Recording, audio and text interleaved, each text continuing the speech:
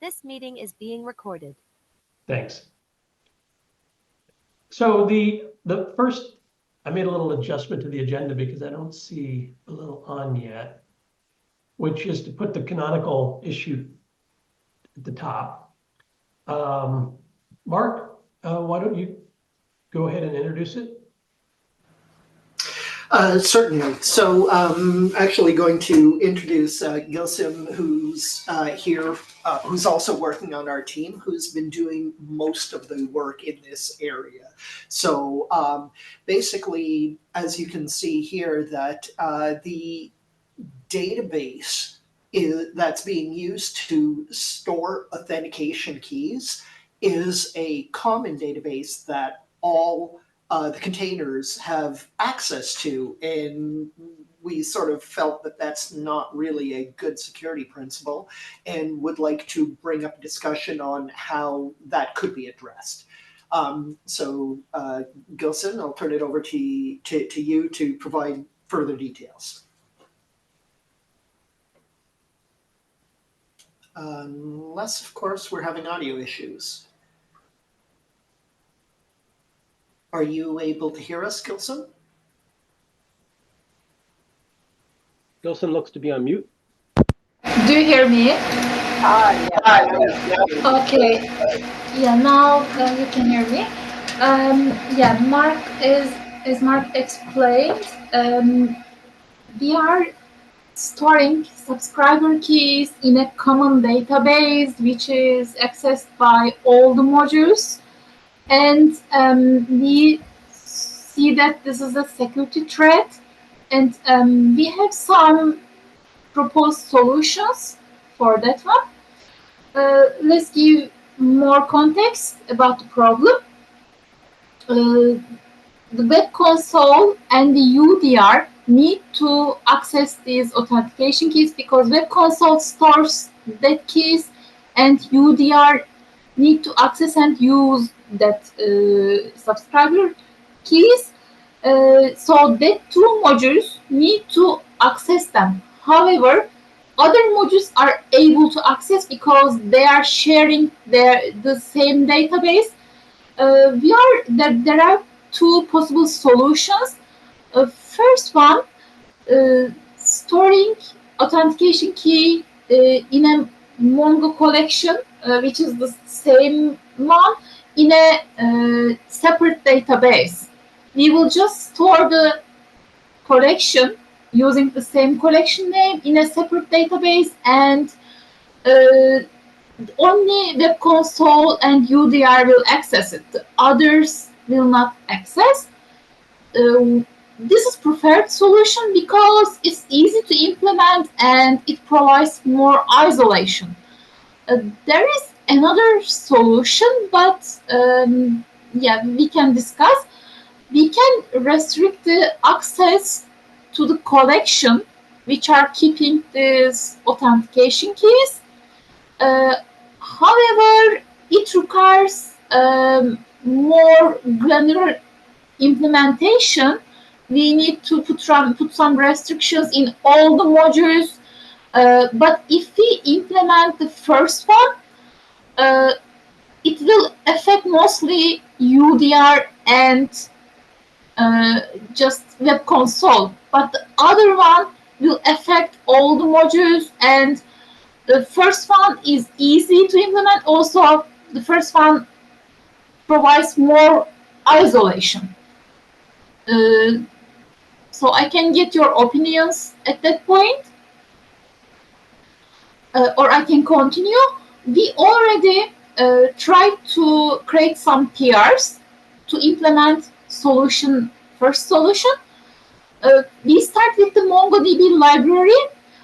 This is used in all the modules.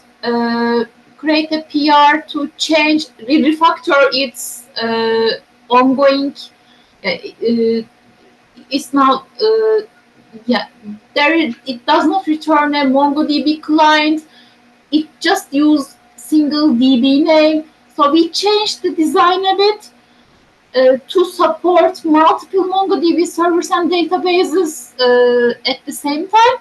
Now a PR is open. However, I got a comment from one of the colleagues that we need to use another project which is util. So I'm planning to close the PR which is open for MongoDB library and just use util Mongo API. I'm planning to make some small changes. Generally, it's suitable for implementation, just need some small modifications. Uh, and there is also one PR which is open for web console. Probably after changing the project, we need to change that PR. Yeah, the implementation will continue in UDR, and we can also create other PRs for other modules, but at the moment, it will affect web console and UDR mainly. Gulsu, one question is, how do you prevent other network functions from accessing this other database? So we have some protection mechanism for that. Yeah, actually, uh,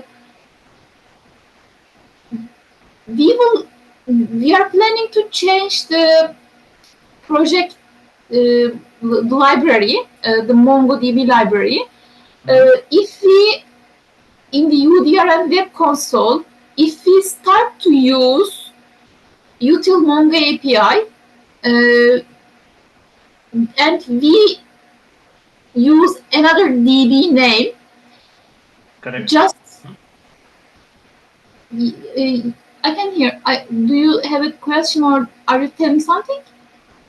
No. So I mean, you'll use another DB name for UDR and web console. That's okay. That makes sense. So that kind Yes. of differentiates the keys part. But like the point where you're saying that database, if it is not shared, but between all other network functions, but if another network function tries to access this other database, can it Yeah. access, or it needs some login or some authentication to access this database? All the databases needs authentication, I guess. Mhm. We UDR and web console will use two different databases. One of them is the shared one because they also need to access the shared database, and they will use the second database just to keep that authentication keys collection, and it needs authentication. And other modules cannot access that second database, which is stored in the same MongoDB server. What prevents them from accessing the other database? Like, do they have do they need to get a key or something to access that other database? We can, yeah, actually, we Like if I can go to put SMF and credentials. code. Mhm. Yeah, we can put some credentials, maybe.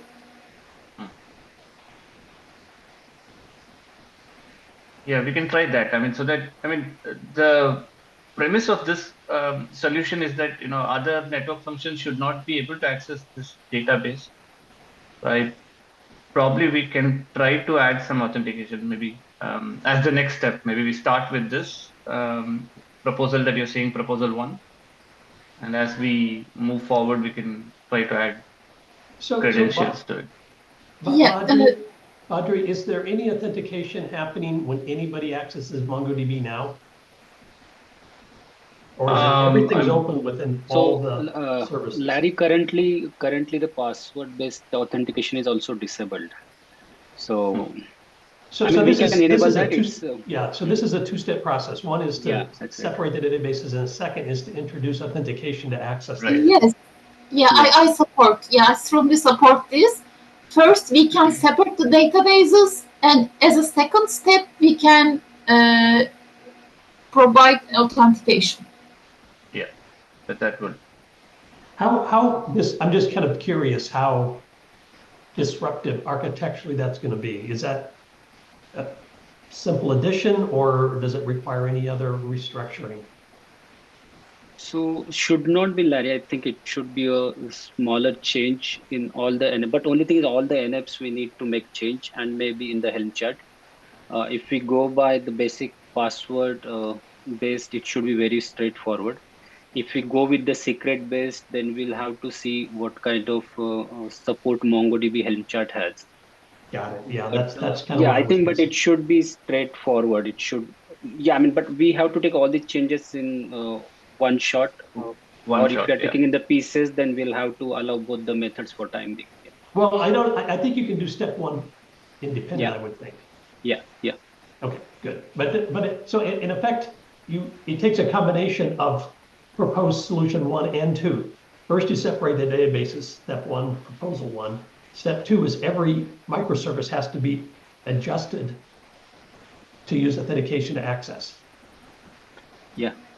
Yeah, on the same lines, I mean, if there is any authentication that can be done at collection level, we can try to explore that also. Just then we don't need to do step 1, where we can kind of authenticate who can access that particular collection also within the same database, if Yeah, that is possible. yeah, exactly. Without doing the first step, just restricting the access of collection is also possible. Probably we will not do this. After implementing the first solution, we can at the second step as providing authentication for the second database, which is just used by UDR and Web Console. So I'm going to add some notes here. So basically what you argue is proposed solution 1 is really step 1, which is to introduce the separate databases, collections, whatever they're called. And what you call solution 2 is really step 2, effectively modify services so they have to be authenticated before they can access a given DB slice collection. Have I summarized? Yeah, so my point is, Larry, that if we can achieve step 2, if that is possible, then step 1 can be skipped. I mean, if we can introduce authentication to a collection level, we wouldn't actually need to create another separate database for these keys, and we can just allow access to this authentication data table collection only to UDR and Web Console. So, and then this is just my ignorance on MongoDB. What you're basically saying is that you get multiple collections within one database, and then Yes. I got it.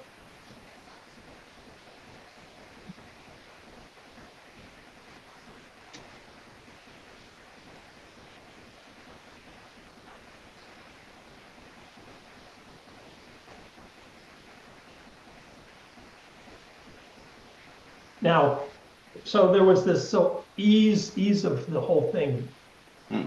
Back to the original argument for solution 1. I mean, it does, I guess, buy us a little something just that we've acknowledged the separation, and then maybe there's different solutions for it. Is there any argument for adding step 1 without step 2? Yeah, the first solution also needs a step 2. Yeah, here there are 2 solutions, and the first one also needs step 2. After the separation of databases, we need to set some credentials for the database which keeps these authentication keys.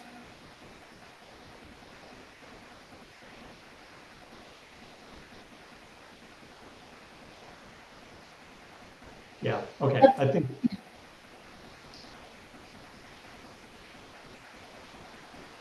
So does this, Badri, AJ, do you have enough information here on how to proceed with Yeah, the P? yeah, I think we have information. In fact, I had seen that one of the pull request as well, where I suggested to use the other library. But only thing is, I was not sure about the whole context. But now I understand from how it started. So yeah, I mean, it looks good. Good proposal to have all these things in place, and we should definitely.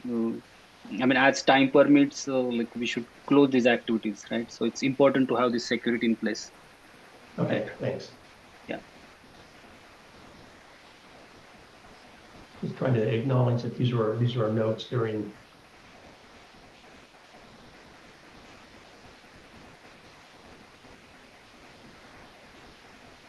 Okay.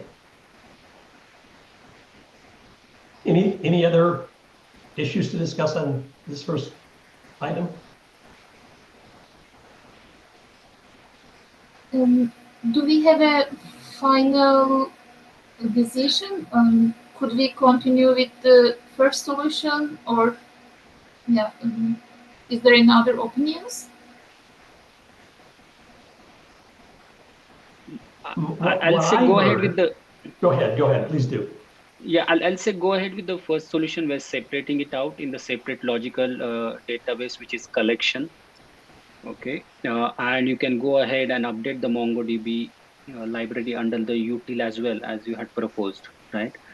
And then we bring the password or secret changes in the second stage.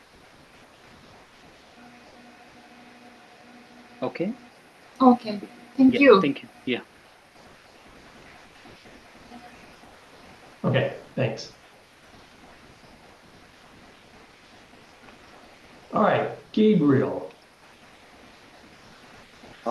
Yeah, so just one thing before we move into the other part, I think Ajay or Badri mentioned that we may need to update the Helm charts for the previous topic.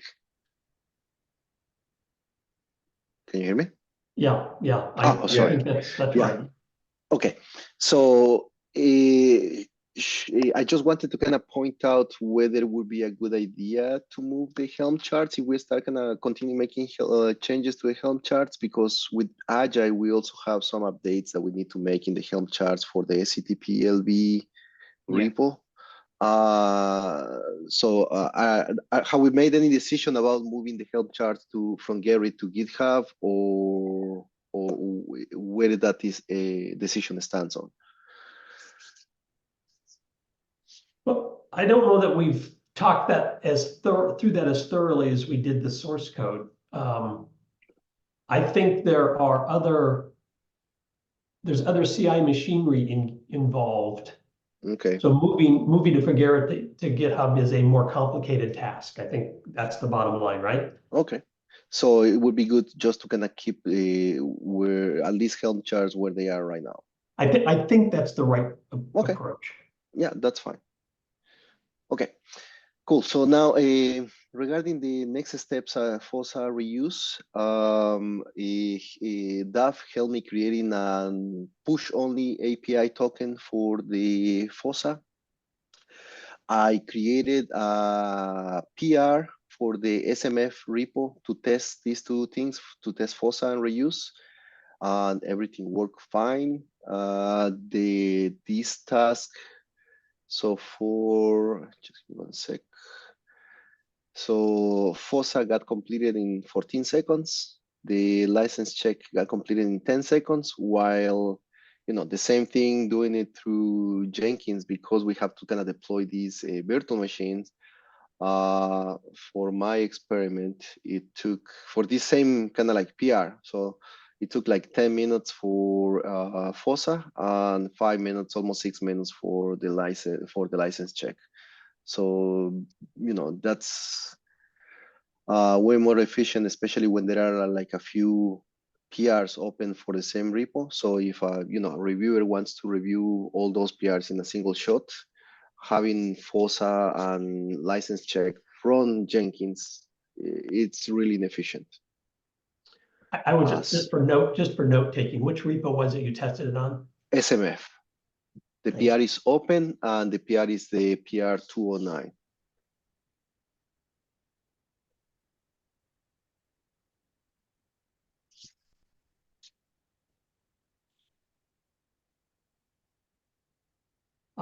Yeah, this sounds very positive. Does anyone else have any objections to making that change? No, looks good. Yeah, because this could be replicated for all the other repos. So there is like two-step process. One is adding the GitHub actions for all the other repos, and the second one is basically to remove the Jenkins jobs from those repos there. Didn't we already have some GitHub actions for I think UDR, UDM? I think earlier we did. Okay. Yeah, so the canonical team, especially Guglielmi, help us kind of like adding GitHub actions to all the different repos. There was no GitHub actions before. There was just these Jenkins jobs to check license and FOSA. So I think Gabriel, I think there were few because Badri had added but they the specific thing, right? This FOSA related thing is definitely was with the Jenkins previously. Yes. So that is definitely getting added now. FOSA and reuse, these are the two new GitHub actions, Badri. They are getting added as a part of GitHub action.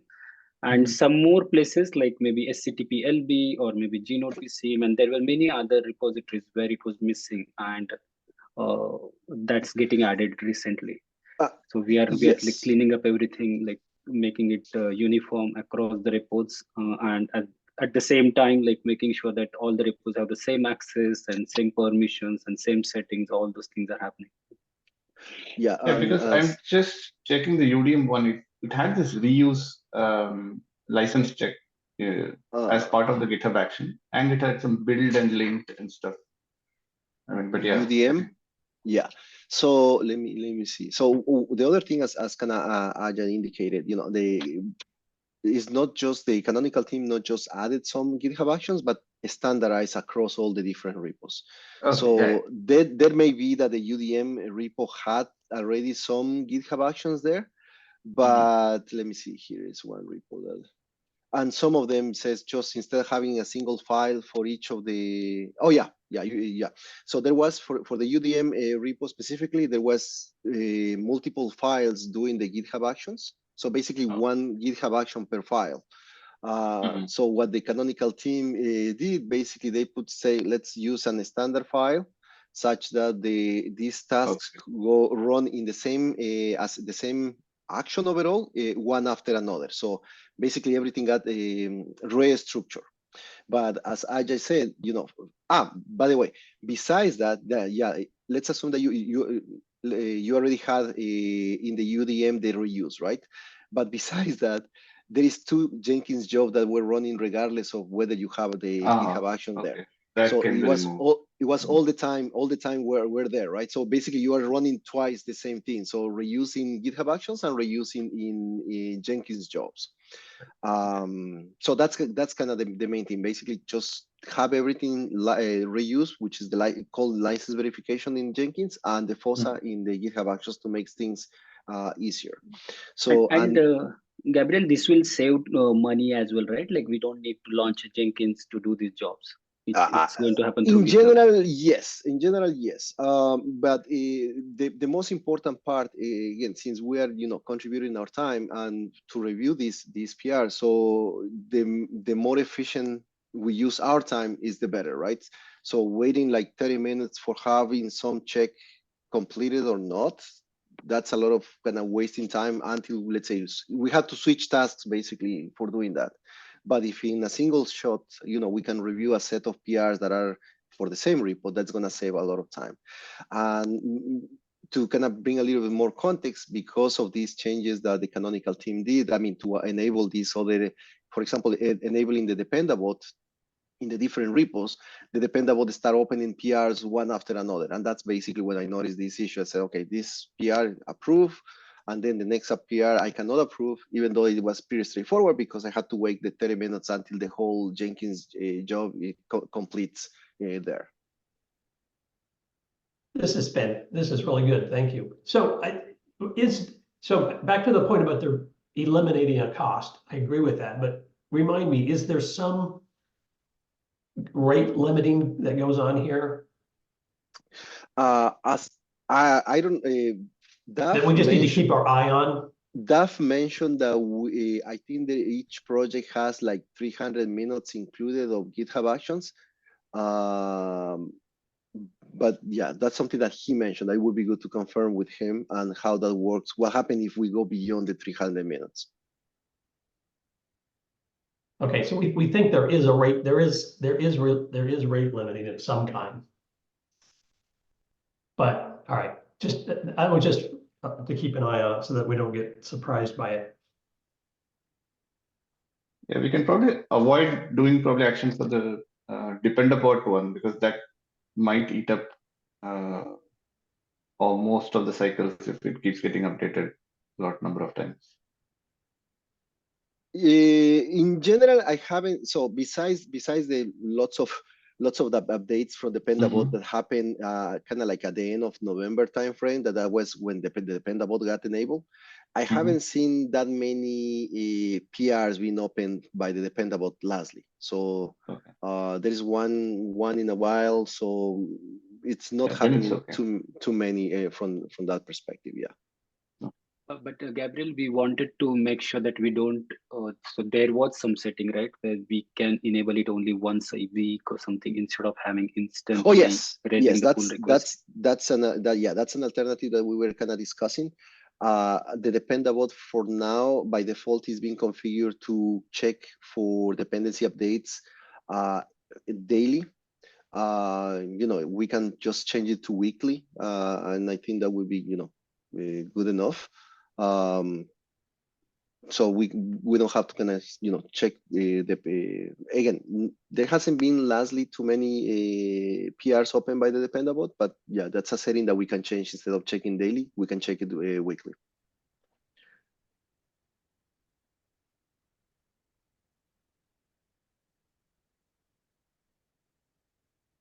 So this is all good.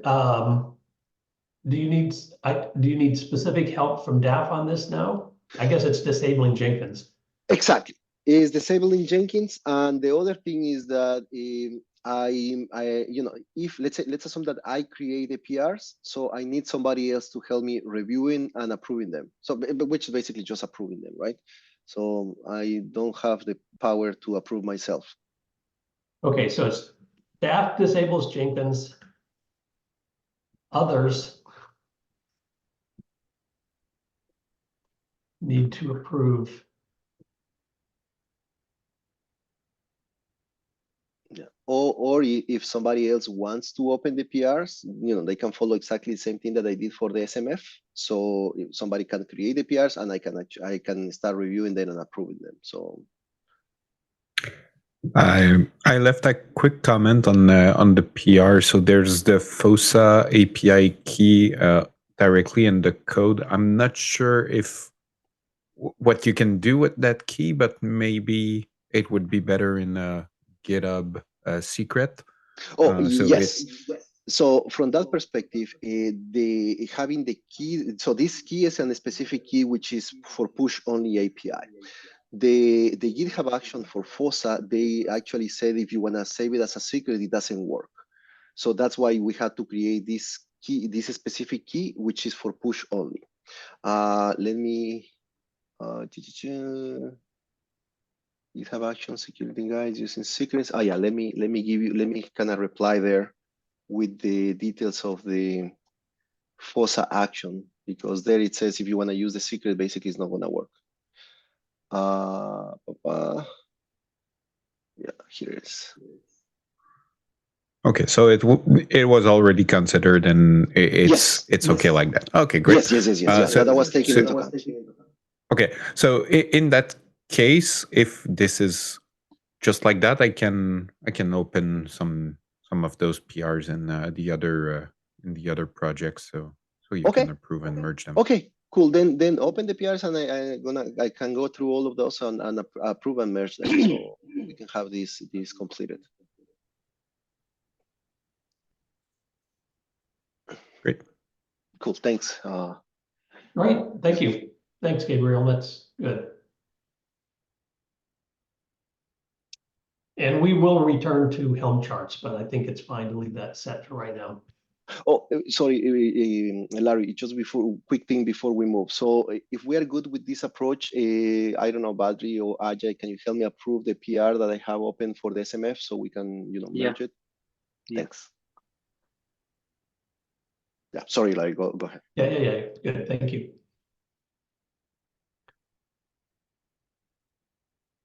Okay, so the next item is from Bala, who is the student at Purdue that worked on OnRamp. He also continues to he and his advisor, Shabazz, do a lot of knocking down performance bottlenecks in SD core, and also understanding the barriers to the core scaling, which is all important for IoT. So that's the bulk of what he's doing. But he also, and he does a lot of that work in GNB Sim. But what he and I have been talking about is a bit complementary to that. That all continues, and that's all really good stuff.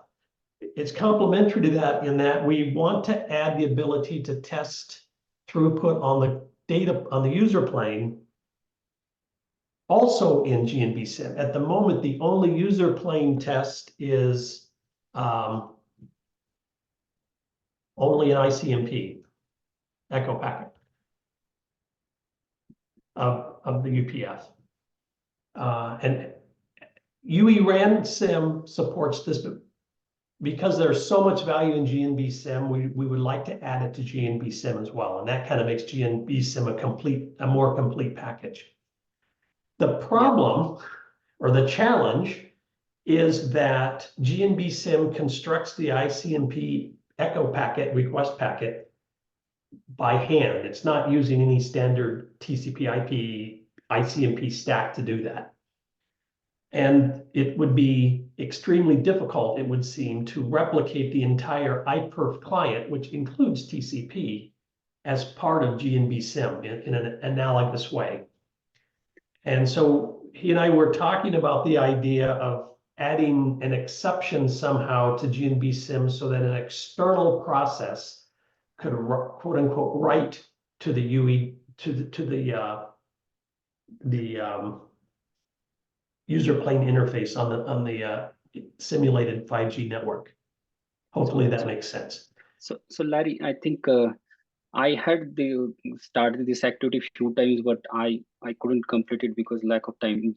I mean, if Bilal is on board and if he has time, right? If the packet is received in the GNB Sim in one of the Go routine, right? I can suggest how we can go forward from there, all the way sending GTPU packet, right? So this is exactly why we wanted to raise it at the TST, Yeah. because he and I both suspected someone had probably thought about this. All right, so let me just write it down here. So the idea is to, how do we say it? Take the external packets and then encapsulate it and send it through GRE through GTPU tunnel, right? I think that's what we want. Yeah, so intercept something like that, external packets. Yeah. But we also need to add this tunnel interface exposure where we can receive a packet from an external I think application. Correct, Badri. Yeah, that's where I mean I didn't spend a good amount of time. I mean, if somebody in this meeting, if they can help in just creating the tunnel and reading the packet in the GNodeB Sim process, right, or container. I would probably from that point I can tell everything like how the packet should, what to access, and from how to encapsulate and send the packet towards UPF. And the same way, then return path we can probably guide it how to bring it to the common place where we can again write back on the same tunnel, right? Okay. I think that piece need little bit reading and some I mean just some experimentation about how to create those tunnels in the container and make it available for the GNodeB Sim. Yeah. Okay. Hopefully I captured it all there. I will let you know. Yeah. I mean, I can put some link here with the block diagram, and then let me know if you have any talk with the Bilal, or maybe we can bring it in the next call. like what is in mind, right? So that's good. Did you say you had block diagrams or? I mean I had created multiple times. I will create one more time. I don't know, like, but yeah, I mean it's straightforward. I will get it. Okay, thanks. Yeah. I will start a conversation with the three of us so that he knows about Yeah. it. Yeah. Just to set expectations, this is not his primary job. His primary job is to fund research on low latency core behavior under scale. But he does want to work on this, so that's great. And if others want to join, that's great as well. Okay. Oh, there he is. I had not seen you, Laz. Did you catch all of that? No, sorry, I just joined. I got caught up in another meeting. Yeah. So I don't know that you're in the notes, but I'll follow up offline. AJ has thought about capturing externally generated packets and sending that over the emulated network. And he thinks it's straightforward and he has some ideas about how to do it. Okay, awesome. Bilal, we thought you are showing us code review today, so.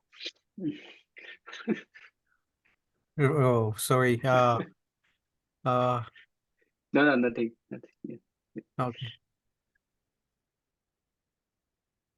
Okay. QA. Kunal? Yes, Larry. So I'll start with adding an IP of client to UV ransom uh, task that we were working on, and we started a discussion last week on this on I with IP of team, and they are suspecting some issue on the networking side because there is another layer added due to containerization. So we are in discussion with them and what exactly they think because we do not see any packets uh, getting initiated from the interface itself. So that's why we are discussing this with them, and uh, hopefully we'll get uh,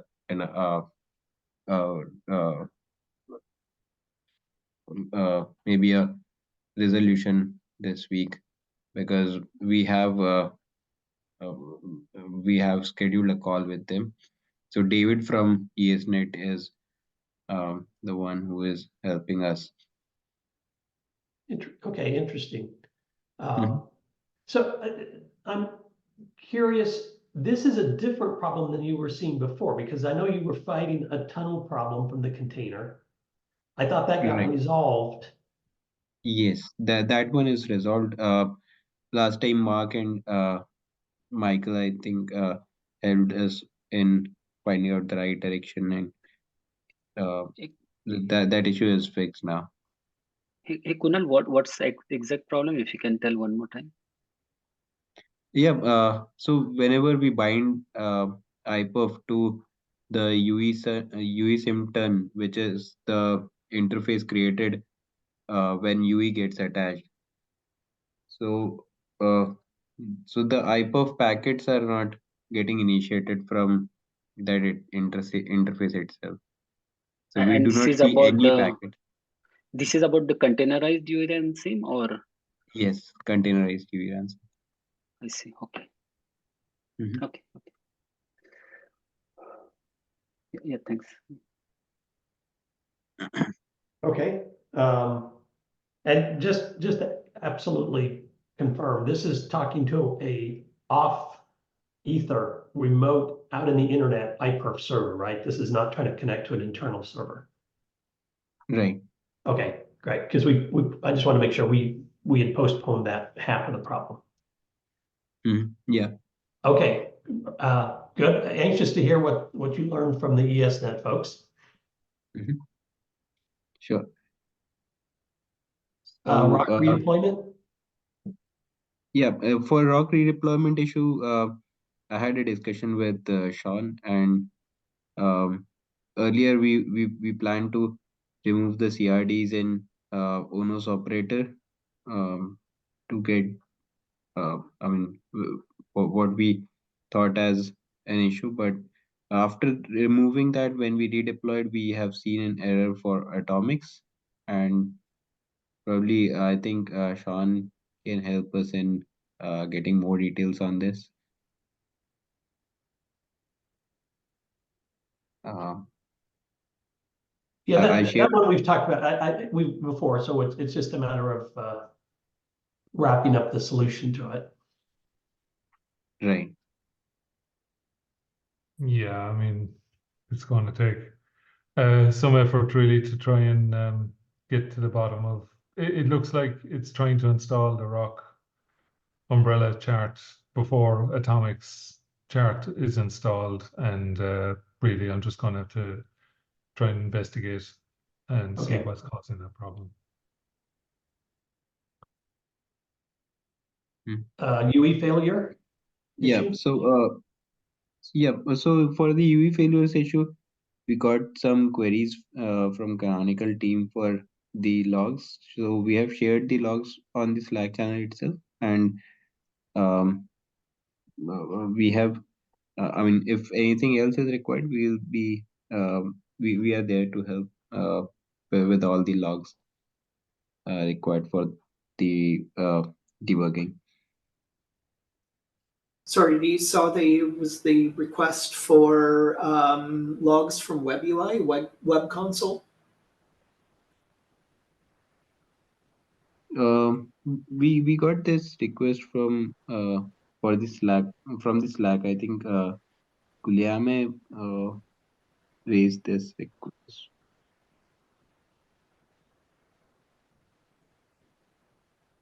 Mark, you know which problem we're talking about here, don't you? Are we talking about the IMSI failing to register and failing sometimes? Yeah, that seems to be the root. That seems to be the root cause. It just when. Yeah, and so when I see something like this where it's the first one and sometimes it fails, it sounds like a race condition in startup to me, where something is going ahead and provisioning this first IMSI and it's not ready to accept it somehow.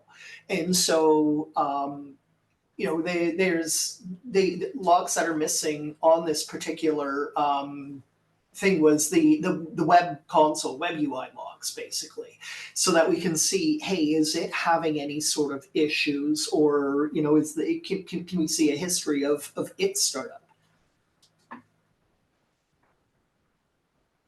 I'm theorizing on the race condition. I think we've all. I've looked at it. It's got to be a race condition. Okay. But it's a matter of what its racing was, because we've put some serious delays in there, but I don't think we put a delay between web console coming up and MongoDB. Maybe, yeah. So I just wanted to record that as a possibility.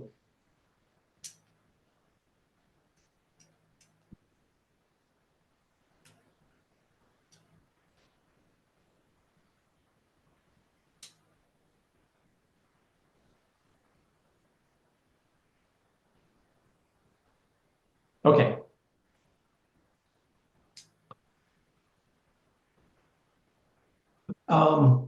Would there be any way to verify that trivially by throwing a delay in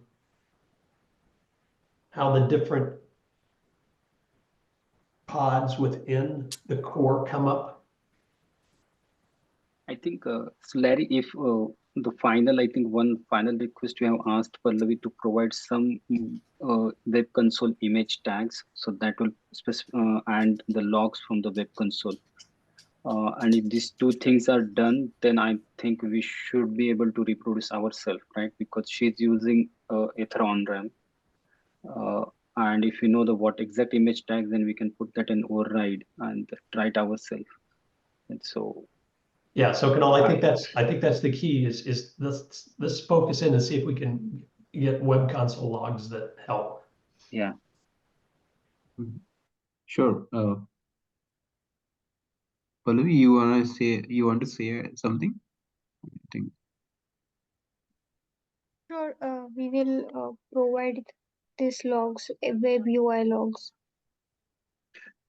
Yeah, and if you can probably develop a job or something which goes through all these pods and take the logs, right? It would be very beneficial if you're raising any issue in future, right? Like just getting the logs and maybe describe pod for all the pods, so image tags will also come, and it would avoid bit of this two and like too many questions, and like we have been like it's like just going from one side to other, right? Like we started with AMF, then SMF, Web Console, Mongo, and now it's taking more time. But if you can develop a job as a part of this QA activity to So precisely fetch AJ, all the required logs, right? it's a bit of a hack, but the solution right now, I think, to get what you're asking for is every job just dumps the logs into the console, into the Jenkins console.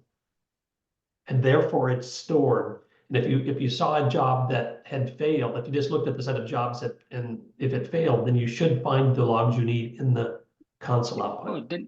then we should have it, right? Then Pallavi need not do anything. If she can just point it out to one of the job, then I think that's good. And Yeah, right now we are only outputting the AMF and GNodeB SIEM logs, but yeah, we can output all the pods logs in the web console. so yeah, so I apologize. I was thinking at they least got one. yeah, at least if it fails, we should collect logs from all the pods. So because otherwise you are running it multiple times just to get the same info, right? Yeah. Now, there is a possibility, I mean, there is a mechanism for archiving logs as part of a job run in Jenkins, rather than just catting it to standard out so that it shows up in the console, and then you end up with a huge log to search through. So if there, like, I can help with that, reach out to me. This is Mark from Canonical, by the way. If you need any help with the Jenkins or anything like that, because I've done that before. That would be great. I'm not surprised, but that there's a Jenkins mechanism for storing those would be great. Yeah. That would be cleaner. Okay. Last QA bullet, JJB. Yeah. Yes. So we have created, so here we are creating JJB files for all the Ether on ramp Jenkins jobs. So we have created JJB files for one of the jobs and try to push it into the CI management repo. We are awaiting a review from TAF, and we are also ready with some more JJB files for the jobs. And once this first PR is reviewed, then we can go ahead and raise a PR for others, for the other jobs as well. So just to fill in a gap, at least in my understanding, the Jenkins, what's the relationship between a JJB spec and a Jenkins file?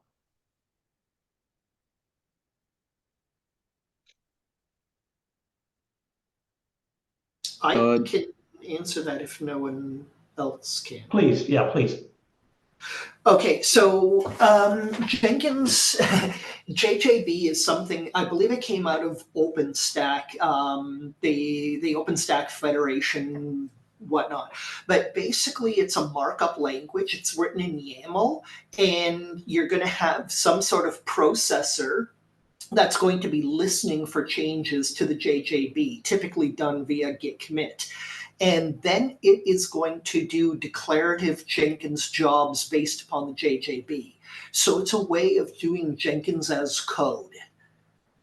Right, and is there any relation? So they sound like two parallel strategies, and Jenkins files are the old way.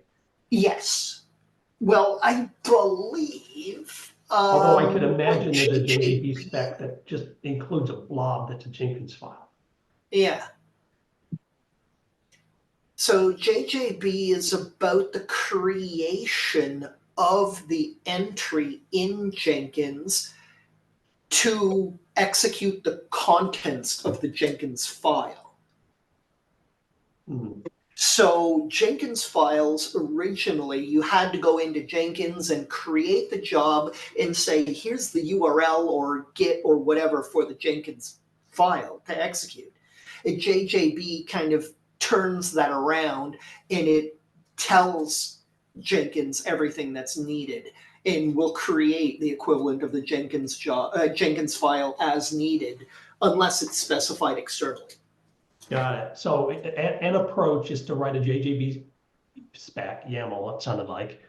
Yep. That points out a checkpoint of the current Jenkins file that was generated by hand in the GUI.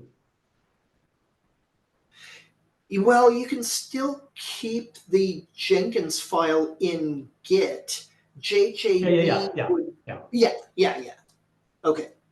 I mean, they were originally generated in the GUI, and now we can capture them, store them in Git, build a JJB spec that includes them by value.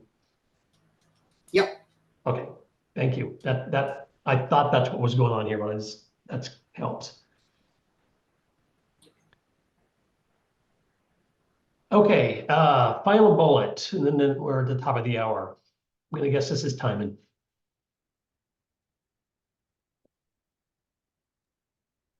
All right, so let's see. So I just was not here, I think, last in December when this group was really talking about the transition to LF. But I can see from the minutes that it looks like it was covered pretty comprehensively. Also, there was a webinar earlier this morning, and a few of you I saw online there, and there'll be a recording of that webinar that really explains all the details and intricacies of how organizationally, ONF is wrapping up, and the major new projects are getting launched at LF to carry on the work. Aether being one of those, with significant support from LF and from the government, from this group, and all of that. So I just wanted to make myself available if there are any questions from this group. Let this group, make sure everybody here knows that this is happening.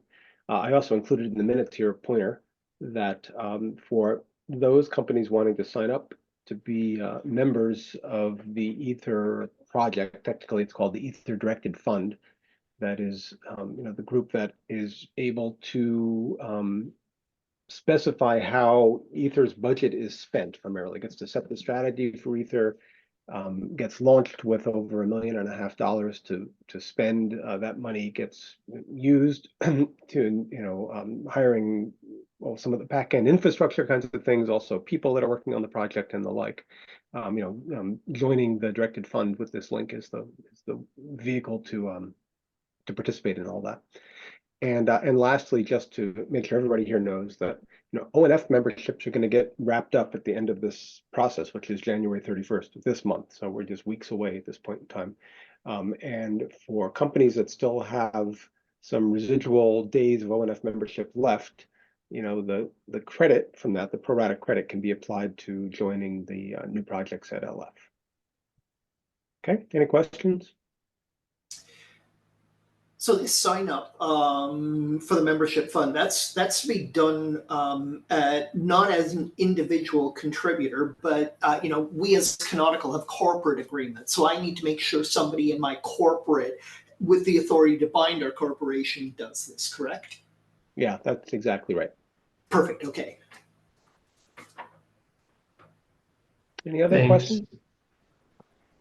Good, thanks everyone. And just to go back to the while we're last couple of questions trickling in, just to go back and just ask everyone that maybe got here a little late to go ahead and sign in that you were present in the minutes doc. We'll just try to make that a practice. I think it's helpful. Yeah, I want to point out too that the calendar invite has a pointer to this doc if you can't find it easily. I just also pushed a pointer to the doc to chat. Yeah. And I think the other thing that we are trying to encourage is that for people to add entries and to help with minute taking as well. It shouldn't all be on Larry necessarily. So it's best when it's a collaborative process. Hey team, just Other questions from me. This is Suresh from Intel, and I just want to need access to the Jenkins log logs. Basically, when I was raising PRs, it was failing, and I couldn't get able to see the error and other stuffs. So and how I can get that access to the Jenkins jobs? Um, can you hear me? Yeah, so that is probably something aligned to what we were talking about the permissions for the different projects. We discussed in the past that Suresh is going to help kind of reviewing PRs for the ROC. Suresh has a lot of knowledge in the ROC.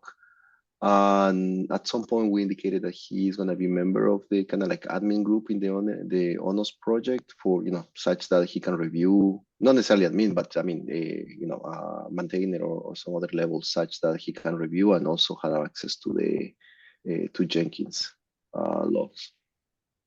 I don't know what is the status of that kind of like spreadsheet that Sean was creating, or what is the next step for that? Well, I was just going to say, yeah, I'm not finished on the Git or on the GitHub permissions, but as far as Jenkins goes, I don't know who controls the access rights there. Yeah, so the answer on Jenkins is that if you have registered with ONF, and then you should be able to get into Jenkins. It's read-only now, and that's why we're trying to push stuff out into Git.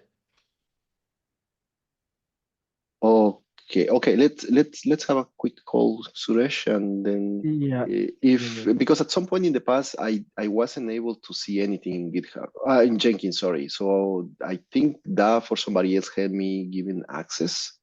But well, there's just to be clear, there's multiple Jenkins. This would be Aether's Jenkins, but yeah, if you're a registered user right now, and of course this is all going to change a little bit, you should be able to get into Jenkins. Okay, but yeah. Okay, let's test that, Suresh, and then if not, I'm gonna try to kind of raise the request through the Ether TST channel to see how you guys can help us with that. Okay, sounds good. Cool, thank you. All right, top of the hour, so let's close it down, and thanks everybody for attending.